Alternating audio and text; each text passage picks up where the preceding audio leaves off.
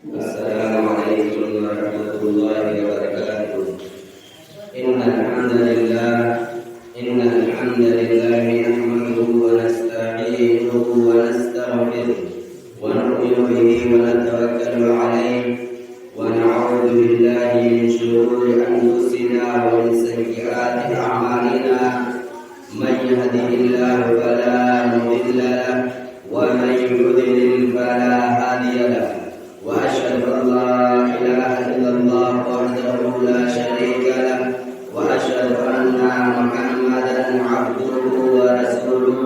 أما بعد فإن خير الحديث كتاب الله وخير الهدي هدي محمد صلى الله عليه وسلم وشر الأمور محدثاتها وكل محدثة بدعة وكل بدعة ضلالة وكل ضلالة في النار. فأعوذ بالله من الشيطان الرجيم. بسم الله الرحمن الرحيم.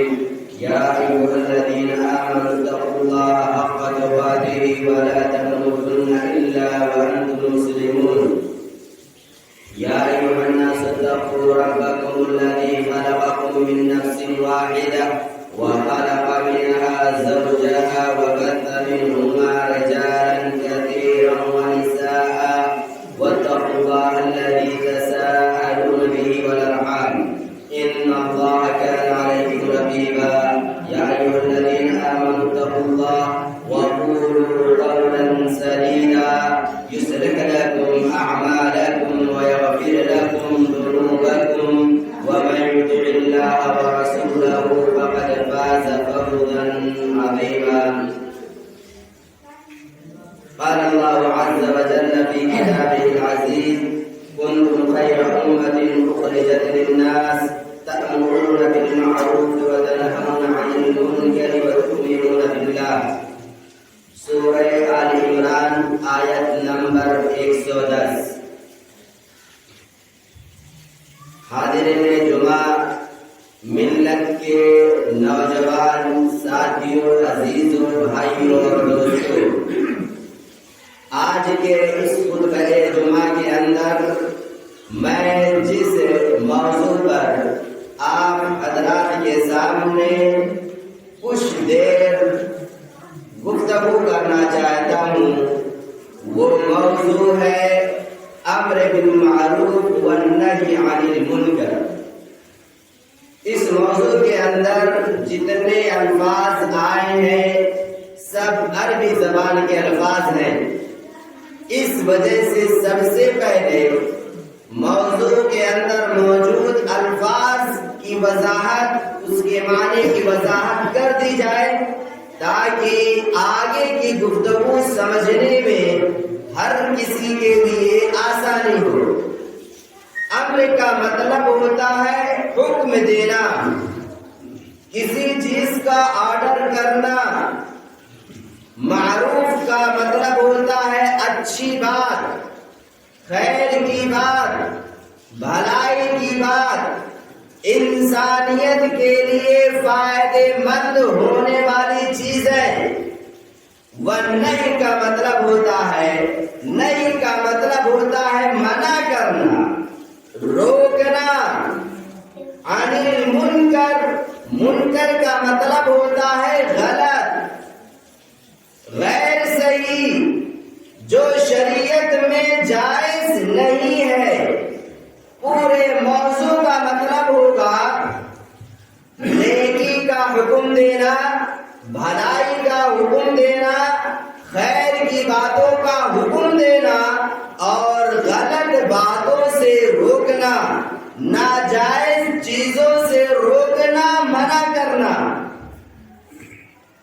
اس امت کی بہت ساری خصوصیات ہیں جس سے اللہ رب العالمین نے اس امت کو نوازا ہے. وہ خصوصیات اللہ رب العالمین نے اس امت کو دی ہیں. سابقہ امتوں کو وہ ساری چیزیں نہیں دی گئی تھیں، انہیں نہیں حاصل تھی. ان من جملہ خصوصیات میں سے ایک خصوصیت اس امت کی یہ ہے کہ اس امت کے پیدا کرنے کا مقصد یہ ہے کہ یہ امت، اس امت کی پہچان یہ ہے کہ یہ امت نیکی کے کام کا حکم دیتی ہے اور غلط چیزوں سے روکتی ہے۔ سورہ آل عمران آیت نمبر 110 میں اللہ رب العالمین نے ارشاد فرمایا، کنتم خیر امت، تم ایک بہترین امت ہو، تم یعنی امت محمدیہ۔ ہم کیا ہیں؟ امت محمدیہ ہے، نبی کی امت ہے۔ اللہ تبارک و تعالیٰ نے خطاب فرمایا، کہا تم ایک بہترین امت ہو، اخرجت للناس، تمہیں پیدا کیا گیا ہے، تأمرون بالمعروف، تم بھلائی کا حکم دیتے ہو، صحیح باتوں کا حکم دیتے ہو، خیر کی دعوت دیتے ہو، خیر کی طرف لوگوں کو بلاتے ہو، وَتَنْهَوْنَ عَنِ الْمُنْكَرِ، اور اسی طریقے سے تم لوگ غلط چیزوں سے منع کرتے ہو۔ جو چیزیں شریعت میں جائز نہیں ہیں، جو چیزیں معاشرے کے لیے، سوسائٹی کے لیے، سماج کے لیے، گھر کے لیے، خاندان کے لیے، سب کے لیے نقصان دہ ہیں، غیر فائدے مند ہیں، شریعت نے ان سے منع کیا ہے، تم اس سے لوگوں کو باز رہنے کی ترغیب کرتے ہو۔ وَتُؤْمِنُونَ بِاللَّهِ، اور اسی طریقے سے تمہاری خصوصیت یہ ہے کہ تم اللہ رب العالمین پر ایمان رکھتے ہو، تمہارا ایمان ہے، تمہارا یہ عقیدہ ہے کہ اللہ رب العالمین کی ذات کوئی ذات ہے جس نے اس دنیا کو پیدا کیا اور جس کے ہاتھ میں پوری دنیا کا نظام ہے، جس کے حکم کے بغیر ایک پتھر بھی اپنی جگہ سے حرکت نہیں کر سکتا، اس کے حکم کے بغیر دنیا کی کوئی بھی چیز، معمولی سی معمولی چیز بھی اپنی جگہ سے ہل نہیں سکتی ہے۔ تو یہ اس امت کی خصوصیت ہے، نیکی کا حکم دینا اور غلط چیزوں سے روکنا۔ اللہ رب العالمین نے قرآن کریم کے اندر ایک دوسرے مقام پر ارشاد فرمایا، وَلْتَكُن مِّنكُمْ أُمَّةٌ يَدْعُونَ إِلَى الْخَيْرِ وَيَأْمُرُونَ بِالْمَعْرُوفِ وَيَنْهَوْنَ عَنِ الْمُنكَرِ وَأُولَٰئِكَ هُمُ الْمُفْلِحُونَ۔ سورہ آل عمران آیت نمبر 104۔ اللہ رب العالمین نے باقاعدہ حکم دیا ہے، صرف کہا نہیں ہے، اللہ نے حکم دیا ہے امت محمدیہ کو، ہمیں آپ کو، بعد میں آنے والے لوگوں کو، کیا کہ تم میں سے ایک جماعت ہونی چاہیے، تمہارے درمیان ایک گروہ، کچھ لوگوں پر مشتمل ایک جماعت ہونی چاہیے، یدعون الی الخیر، جس جماعت کا مقصد، جس جماعت کا ہدف، جس گروہ کا کام کیا ہو، یدعون الی الخیر، لوگوں کو خیر کی دعوت دے، خیر کی طرف بلائے، نماز پڑھنا سکھلائے، زکوٰۃ کیسے نکالنا ہے، روزہ کیسے رکھنا ہے، بیوی کے ساتھ کیا حسن سلوک ہونا چاہیے، ماں کے ساتھ کس طرح کا حسن سلوک ہونا چاہیے، باپ کے ساتھ ہم جب گفتگو کریں تو ہمارا انداز کیا ہونا چاہیے، ہمارے رشتے دار، ہمارے گھر کے دیگر لوگوں کے ساتھ ہمارا رویہ، ہمارا سلوک کس انداز کا ہونا چاہیے، ساری خیر کی طرف یہ لوگ کیا کریں، دعوت دیں، وَيَأْمُرُونَ بِالْمَعْرُوفِ، اور اچھی کاموں کا حکم دے، بھلائی کا حکم دیتے رہے، وقتاً فوقتاً انہیں سمجھاتے رہے، نصیحت کرتے رہے، جب وہ غافل ہو جائیں اور اس دنیا کی زیب و زینت میں مست ہو جائے، رنگینیوں میں کھو جائے، تو ایک جماعت جو ہے تمہارے درمیان ہونی چاہیے، وہ تمہیں خیر کی طرف دعوت دے، روک دے غلط چیزوں سے، وَيَنْهَوْنَ عَنِ الْمُنكَرِ، اور اس جماعت کا مقصد کیا ہونا چاہیے، غلط چیزوں سے منع کر دے، ناپ تول میں کمی کرنے سے روکے، اپنے والدین سے سخت لہجے میں گفتگو کرنے سے منع کرے، اور اسی طریقے سے اسلامی کے جو شعائر ہیں ان کا احترام کرنا سکھائے، اور اسی طریقے سے دین کے جو رکن ہیں، جو ارکان ہیں، ان پر عمل کرنے کی بھی کیا کرے یہ جماعت تلقین کرے وَأُولَٰئِكَ هُمُ الْمُفْلِحُونَ، اور یاد رکھیں کہ یہی لوگ کامیاب ہیں، جن لوگوں کا یہ ہدف ہو، جن لوگوں کا یہ مقصد ہو، جو لوگ اس دنیا کے اندر اس لیے جی رہے ہیں تاکہ ہمارے جینے سے، ہمارے وجود سے، ہماری ذات سے اس امت کا فائدہ ہو جائے، ہمارے گاؤں کا فائدہ ہو جائے، ہمارے سماج کا، ہماری سوسائٹی کا فائدہ ہو جائے، ہمارے گھر کے لوگوں کی اصلاح ہو جائے۔ اگر لوگوں کے جینے کا مقصد یہی ہو جائے تو پھر آج ہمارے سماج سے برائیاں ختم ہو جائیں گی۔ آج ہمارے سماج کے اندر جو نوجوان بگڑے ہوئے ہیں، راستے سیدھے راستے سے ہٹے ہوئے ہیں اور اپنا اسوہ اور آئیڈیل نبی کی ذات گرامی کو نہ مان کر کے فلم انڈسٹری میں موجود ہیروز کو اپنا اسوہ مانتے ہیں، آئیڈیل مانتے ہیں، اور یہ نوجوان کیا کرتے ہیں؟ انہیں کی نقالی کرتے ہیں۔ جس ڈھنگ کا وہ لباس پہنیں گے، جس ڈھنگ کا وہ بال رکھیں گے، جس انداز میں وہ گفتگو کریں گے، ساری چیزوں کی کیا کرتا ہے نوجوان؟ کاپی کرتا ہے، انہیں اپنا اسوہ آئیڈیل بنانے کی کوشش کرتا ہے۔ پھر یہ نوجوان بھٹک جاتا ہے، سیدھے راستے سے ہٹ جاتا ہے۔ میرے نوجوانوں کو اسوہ بنانا ہے، اگر اپنا آئیڈیل بنانا چاہتے ہو تو اسے بناؤ جسے رب نے اسوہ بنایا ہے، جسے رب نے اسوہ بنانے کے لیے حکم دیا ہے۔ قرآن کریم اٹھائیے اور دیکھیے اللہ نے کیا کہا ہے، لقد کان لکم فی رسول اللہ اسوۃ حسنہ۔ نبی کی ذات گرامی، نبی کی ذات مقدسہ، نبی جیسا عظیم انسان کیا ہے؟ ہماری زندگی کے ہر معاملات میں مسلمان کے لیے اگر اس کو کوئی اسوہ اور آئیڈیل ہو سکتا ہے تو وہ تنہا نبی کی ذات ہے۔ اگر اسوہ بنانا ہے اپنے لیے، اگر کسی کے پیچھے چلنا ہے، اگر کسی کو اپنا آئیڈیل بنانا چاہتے ہو تو صرف اس دنیا کی ایک ذات ہے، ایک شخصیت ہے جس سے عظیم انسان، جس سے عظیم شخصیت اور جس سے مہان شخص اس دنیا کے اندر نہیں کوئی گزرا، اور وہ اللہ کے رسول صلی اللہ علیہ وسلم کی ذات گرامی۔ انہیں اسوہ بنائیے، ان کی تعلیمات پر عمل کیجیے، انہیں دیکھیے، علماء سے پوچھیے آپ کا لباس کس طریقے سے ہوتا تھا، آپ گفتگو کس طریقے سے کرتے تھے، بیویوں کے ساتھ آپ کا معاملہ کیا تھا، بال بچوں کے ساتھ آپ کا معاملہ کیا تھا، غیر مسلموں کے ساتھ آپ کا معاملہ کیا تھا، اور اسی طریقے سے آس پاس میں رہنے والے لوگوں کے ساتھ آپ کس طریقے کا تعامل کیا کرتے تھے، ساری چیز آپ کی ذات گرامی میں موجود ہے۔ لیکن شرط یہ ہے کہ ہمارے مسلمان نوجوان یا ہمارے مسلمان قوم نبی کی سیرت پر کسی کتاب کو اٹھائے تو کبھی مشکل تو یہ ہے ہمارے لیے دین سے بیزاری کا اور دین سے دوری کا کہ آج ہم مر جاتے ہیں، قبر میں دفن کر دیا جاتا ہے، 60 سال جی لیتے ہیں، لیکن کبھی توفیق نہیں ملتی ہمیں کہ نبی کی ذات گرامی پر کسی کتاب کا مطالعہ کر لیں۔ جس نبی سے محبت کرنا مکمل ایمان ہے، آپ سے محبت کے بغیر کسی شخص کا ایمان مکمل نہیں ہو سکتا۔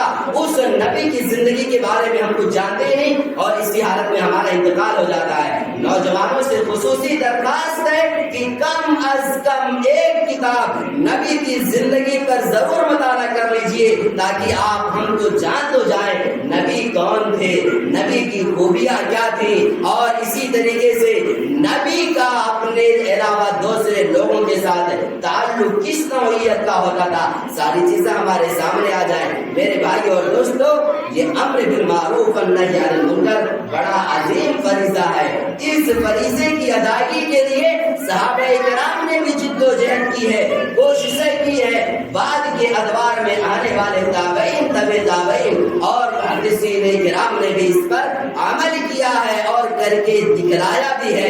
اگر انہوں نے اپنے معاشرے کے اندر غلط کام کو عام ہوتے ہوئے دیکھا تو اس سے روکا ہے، یہی نہیں بلکہ یہ امر بالمعروف والنہی عن المنکر، نیکی کا حکم دینا اور غلط کام سے روکنا، صرف اسی امت کے اندر یہ چیز موجود نہیں تھی، بلکہ دیکھیں گے تو اہل کتاب کی بھی ایک جماعت تھی۔ اہل کتاب سے مراد یہودی ہیں، کون لوگ ہیں؟ اہل کتاب سے مراد یہودی ہے، ان کے یہاں بھی ایک جماعت تھی جو اس عظیم فریضے کو انجام دیا کرتی تھی۔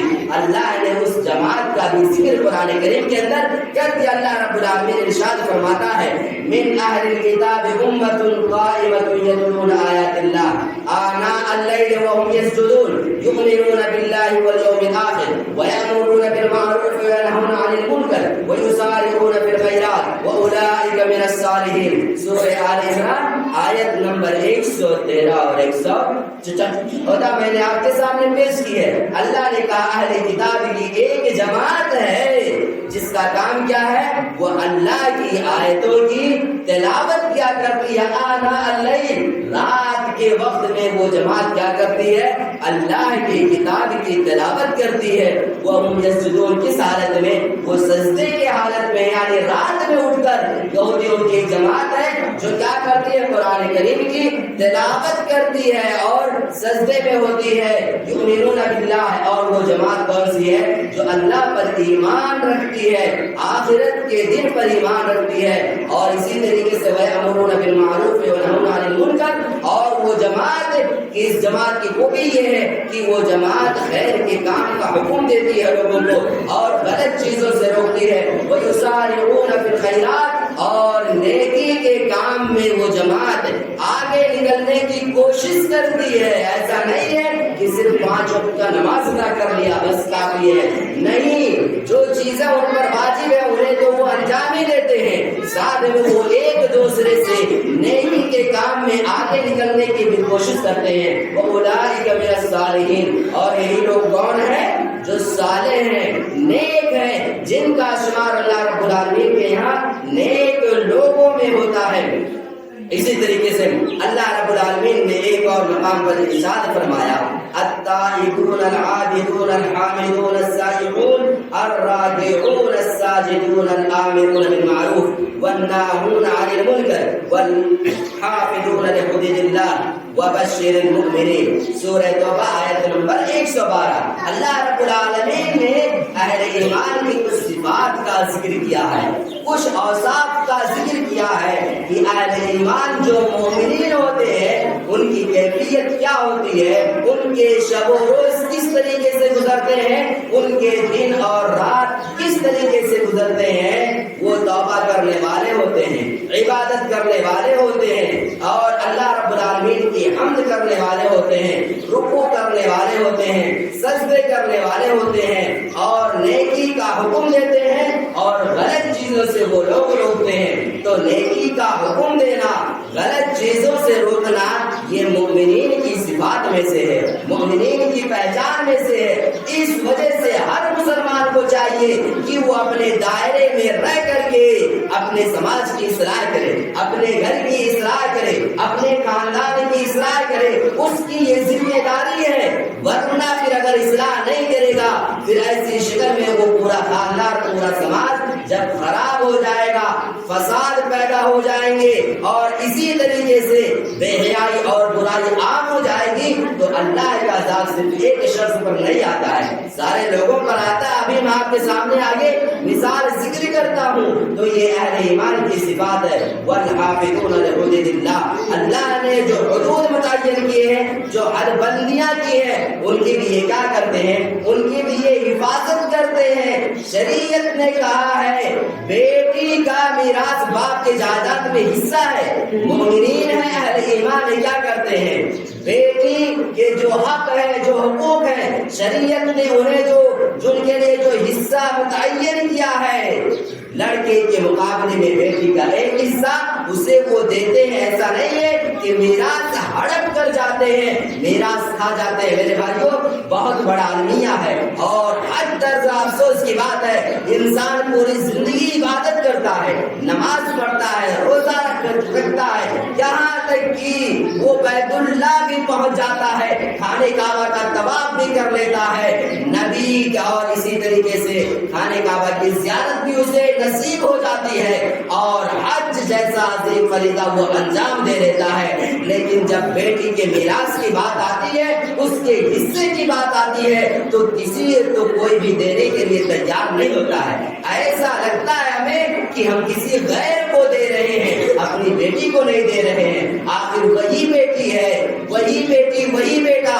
دونوں ایک ہی پیٹ سے پیدا ہوئے ہیں، پھر یہ دو آنکھ سے کیوں دیکھا جاتا ہے؟ پھر بیٹی کو اس کے حق سے محروم کیوں کر دیا جاتا ہے؟ آخر آپ دیتے کسے ہیں؟ کسی غیر کو دیتے ہیں جو حصہ ہے، اور ایسا نہیں ہے کہ حصہ اگر دیتے ہیں تو آپ احسان کرتے ہیں، کوئی آپ احسان بھی نہیں کر رہے ہیں، کیونکہ وہ تو اس کا حصہ ہے، وہ کیا اس کا حصہ آپ دے رہے ہیں، حق دے رہے ہیں، حق سے زیادہ جب دے دیجئے تب احسان کی بات آئے گی، پہلے حق تو ادا کیجئے، اگر حق نہیں دیں گے، اس کا جو حصہ نہیں دیں گے تو تیار رہیں گے کہ آپ نے اللہ کے حدود کی حد بندی کو توڑ دیا ہے، اسے بھڑک گئے ہیں، اور کل قیامت کی دن اللہ رب العالمین کے سامنے آپ کو جواب دینا ہوگا کہ آپ نے جو بیٹیوں کے جو حقوق تھے، جو حق تھے، انہیں آپ نے ادا کیوں نہیں کیا؟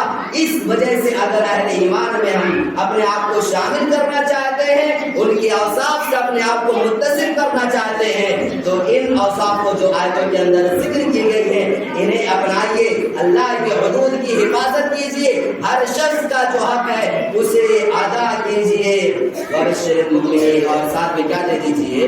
مؤمنین کو خوشخبری بھی دے دیجیے، یہ مؤمنین جن کے اندر اتنی عظیم صفات، اتنی عظیم خصلتیں، عادتیں موجود ہیں، یہ عادتیں، یہ صفات اتنی آسانی کے ساتھ انسان کے اندر نہیں آ سکتی ہیں۔ میراث ایک بات آج کے لوگ اتنی آسانی کے ساتھ اپنے جیب سے نہیں دیں گے، کیونکہ وہ یہ سمجھتے ہیں کہ میراث ہم کسی غیر کو دے رہے ہیں، بیٹی کو ہم نہیں دے رہے، کسی غیر کو ہم دے رہے ہیں، جو سوچ کیا ہے بالکل غلط ہے، بے بنیاد ہے۔ اس وجہ سے ہر شخص کا حق دیجئے، پھر جائیے حج کرنے، پھر اللہ رب العالمین ہمارے حج کو قبول فرمائے گا۔ اللہ رب العالمین نے اللہ کے رسول صلی اللہ علیہ وسلم کو حکم دیا، خذ العفو وامر بالعرف واعرض عن الجاہلین، سورہ الاعراف آیت نمبر 199۔ اللہ رب العالمین نے کہا خذ العفو، اے نبی اکرم صلی اللہ علیہ وسلم معافی کو لازم پکڑو، درگزر کرو، جو سلوک آپ کے ساتھ کیا جاتا ہے غیر مسلم، یہ مشرکین مکہ جو سلوک آپ کے ساتھ کرتے ہیں، آپ کیا کیجئے؟ انہیں نظر انداز کر دیجئے، درگور انہیں معاف کر دیجئے۔ ایک طرح سے طائف کی وادیوں میں آپ کے ساتھ کیا کچھ نہیں کیا گیا، مکہ میں آپ کے ساتھ کیا کچھ نہیں کیا گیا، ساری پوری سیرت طیبہ آپ دیکھ لیجئے، آپ نے کتنی بار اپنی ذات کے لیے انتقام لیا، آپ دیکھیں گے سیرت تو آپ کو اندازہ ہوگا کہ آپ نے کتنی بار اپنی ذات کے لیے انتقام لیا تھا۔ اکثر آپ نے کیا کیا ہے؟ ہمیشہ آپ نے معاف ہی کیا ہے۔ وَأَمُرْ بِالْعُرْفِ، اور کیا کیجیے؟ آپ کا کام کیا ہے؟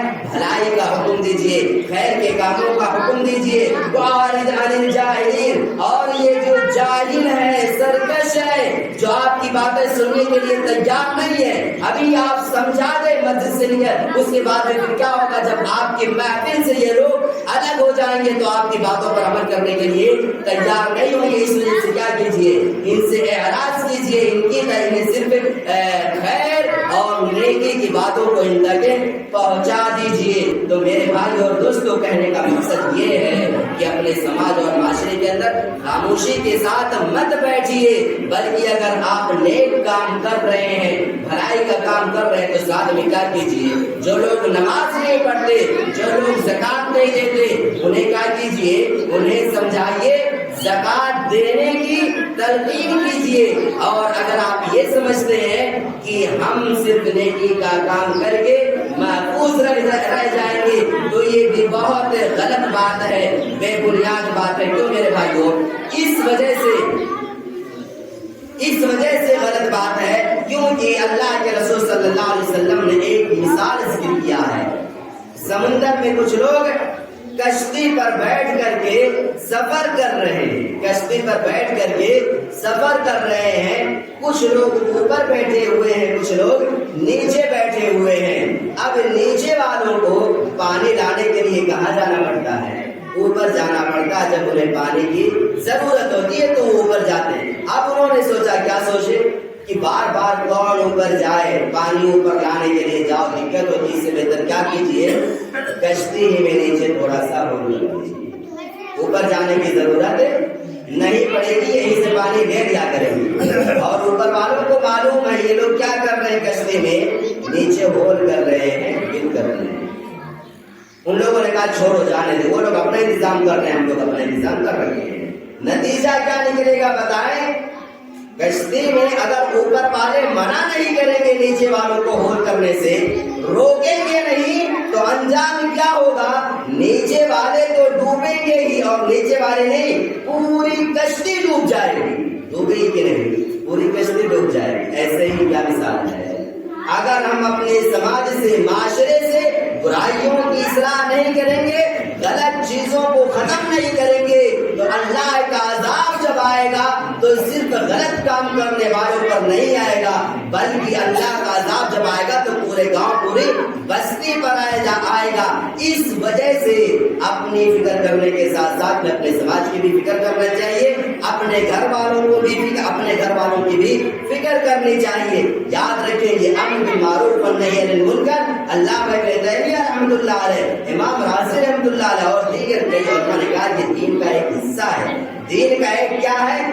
جز ہے۔ پچھلی امتیں، کئی ساری امتیں گزری جن کے اندر یہ چیز موجود تھی، وہ لوگ اس کا اہتمام کیا کرتے تھے۔ آخری حدیث ہے اس موضوع پر، اس خطبہ جمعہ کا، اسے پڑھنے کے بعد میں اپنی بات ختم کر دوں گا۔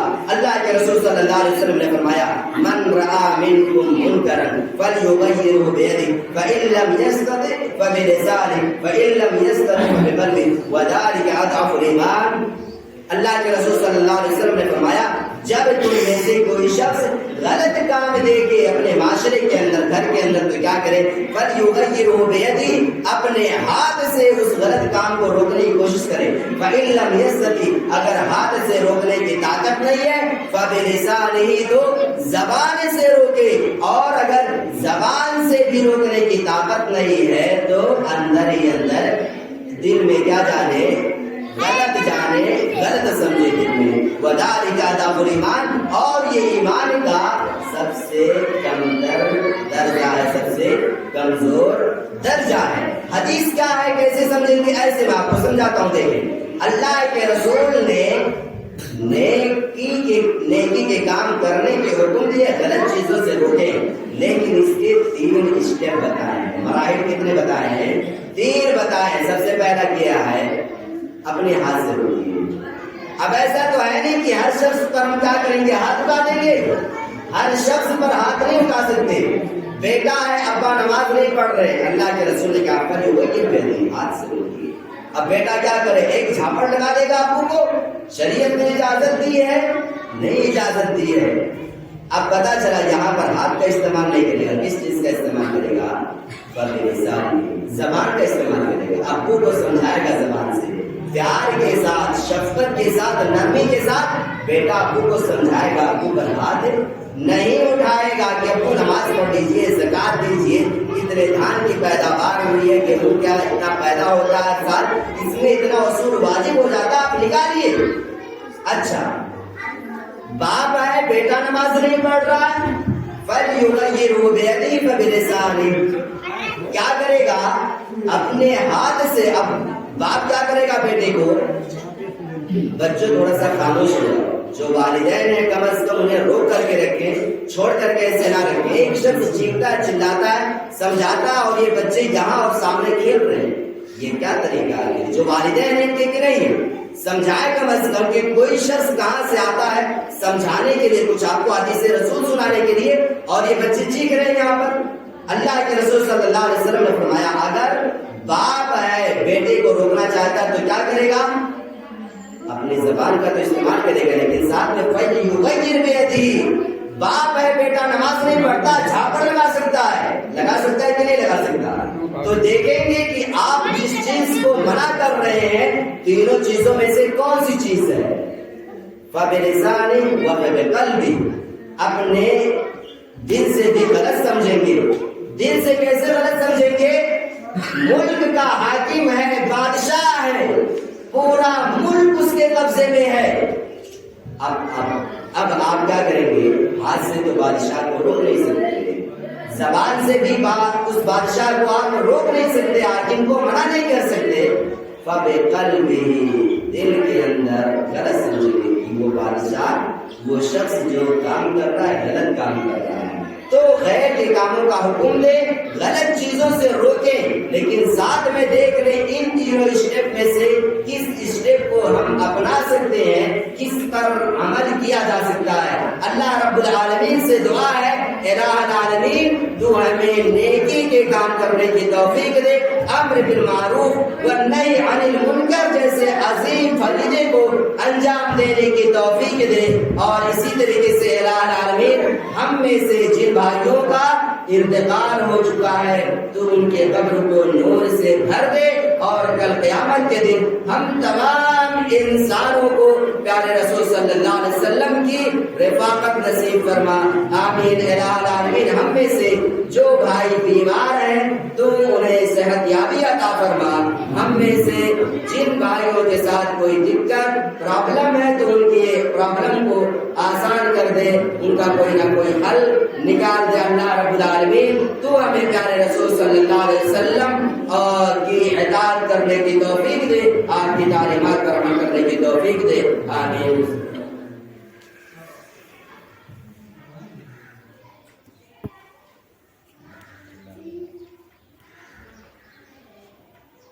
إن الحمد لله نحمده ونستعينه ونستغفره ونؤمن به ونتوكل عليه ونعوذ بالله من شرور أنفسنا ومن سيئات أعمالنا، من يهده الله فلا مضل له ومن يضلل فلا هادي له، وأشهد أن لا إله إلا الله وحده لا شريك له، وأشهد أن محمدا عبده ورسوله، أما بعد فإن خير الحديث كتاب الله، وخير الهدي هدي محمد صلى الله عليه وسلم، وشر الأمور محدثاتها، وكل محدثة بدعة، وكل بدعة ضلالة، وكل ضلالة في النار۔